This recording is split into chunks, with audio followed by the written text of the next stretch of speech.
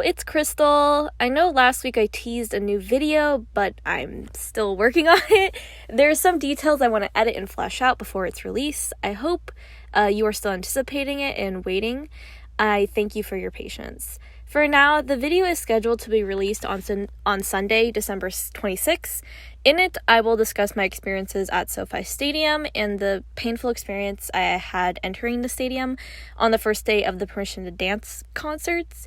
If you did not know, as the concert start time was nearing, the security guards at SoFi rushed people into the stadium without a ticket, bag, or vaccine card check, leaving many armies vulnerable to absolute strangers entering the stadium. In this video released on December 26th, I will go into detail about my experiences and call more fans into action using the hashtag SoFiDoBetter on Twitter and other websites to share people's experiences. Additionally, even if your experience at SoFi during those concert dates was not as extreme as mine, I'd still encourage you to contribute your voice to the hashtag. Thank you for listening to the first part of this video. Now onto the actual thoughts video. Painful fandom experiences. Fandom is not perfect by a long shot. I love my fandoms, and I have defended many against hatred and malicious people, but there is also pain where there is love. I haven't talked about negative experiences I've had with fandom on this channel yet, but I think it's appropriate to start and set the appropriate expectations of how I'll discuss these experiences. Everything I will discuss today has happened in the past, so that rules out fandoms I'm currently in, such as BTS ARMY. I will not be specifying what fandoms I had these experiences in, and I will not be using specific names for people. These experiences are entirely my own. I share them to share a lesson with you all. I'm not looking for pity either, or anger, or any sort of emotional exchange through this recount. I want you to be able to learn from my pain and not experience that pain yourself.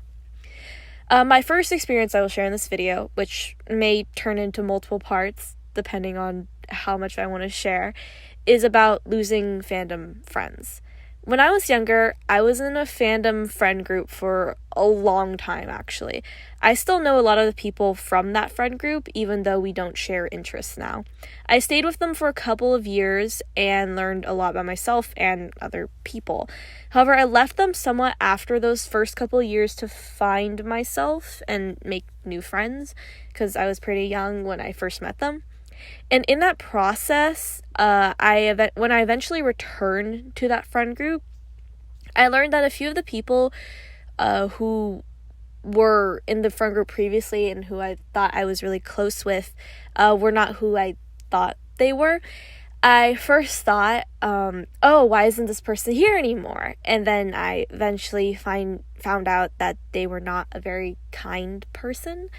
In a way, I felt betrayed because I had trusted this person a lot.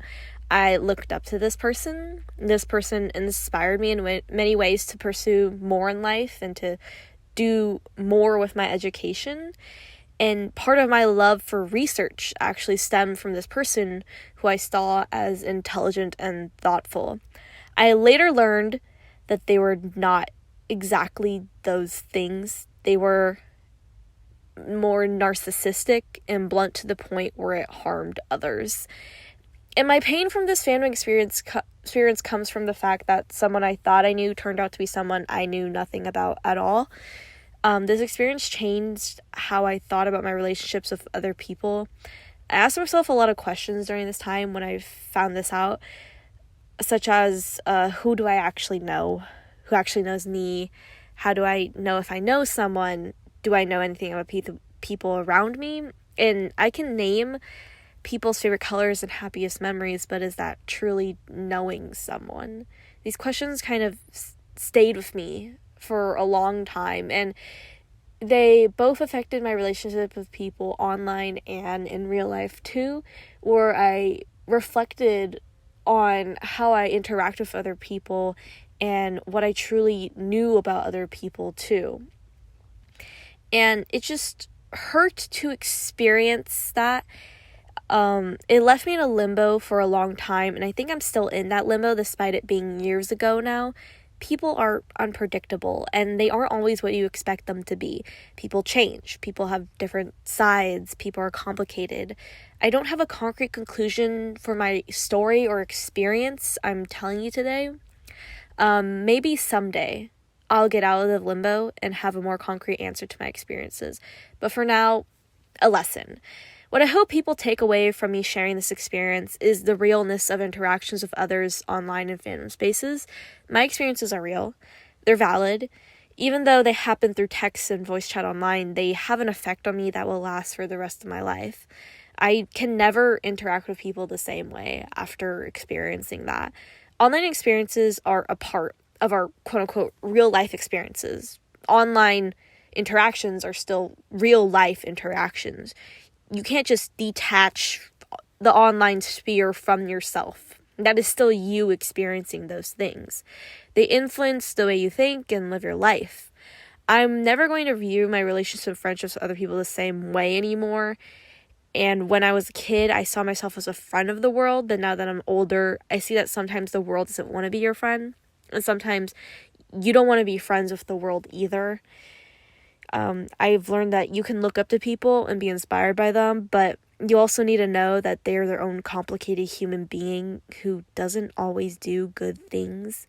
You can be thankful for the memories you share with people, but also know that you shouldn't interact with them anymore and need to keep that distance. My misjudgments also do not define me. I'm not a bad person for not recognizing the vileness in others. People take advantage of your naivety and trust, and it's not your fault for that happening to you. All you can do now is learn from those experiences and move on to become a better person, and maybe somehow find solace in your experiences and in the lessons you've learned. Thank you for watching this video. I know it's pretty heavy, but I hope you got something out of it. Please have a wonderful day or night, wherever you are. And as always, please remember to stay thoughtful.